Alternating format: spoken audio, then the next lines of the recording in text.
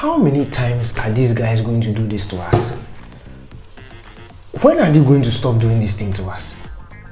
This is the second time in a couple of weeks where United has the opportunity to go level on points with Man City, and they squandered it again.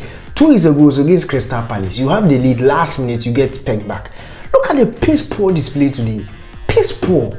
Look at the attitude of the players. Look, for me, it's fine if you start the first half that's poor, but you can't be behind at halftime, come into second half and start it slowly again and get scored again. Like, what attitude is that?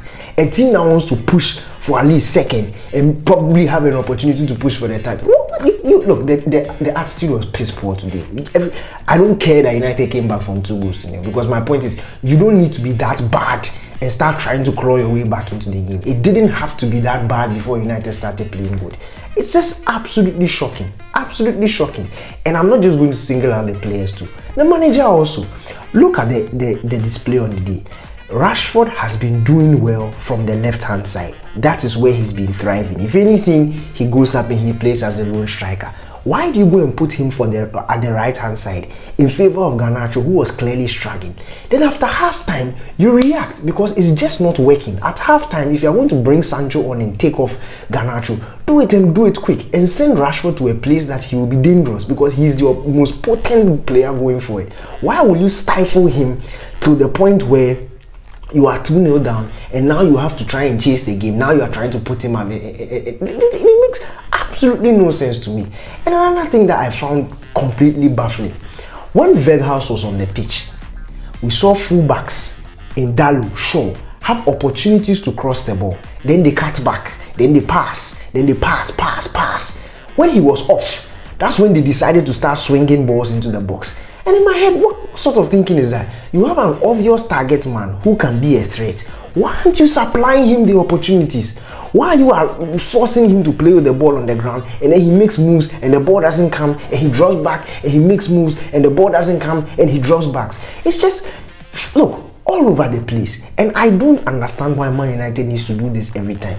You go on this very lovely, consistent run, and when it matters most, Crystal Palace beats Crystal Palace and go level with Man City. Then you can build on from there. You go and draw points. You are playing at home, Old Trafford. You've gone 13 consecutive matches winning at home in all competitions. You are facing a Leeds United that just lost their manager.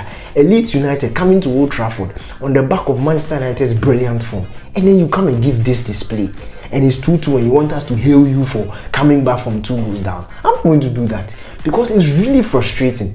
It's extremely frustrating when you consider the stakes that were on hand. Like, what the hell is this? What sort of performance is this?